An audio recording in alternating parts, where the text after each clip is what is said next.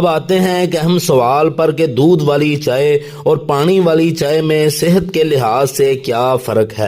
دودھ والی چائے دودھ کی وجہ سے کیلشیم اور پروٹین بھی ملتا ہے، تھکن دور کرنے اور توانائی دینے میں مددگار ہے، لیکن زیادہ پینے سے وزن بڑھ سکتا ہے کیونکہ اس میں دودھ اور چینی دونوں کیلوریز رکھتے ہیں۔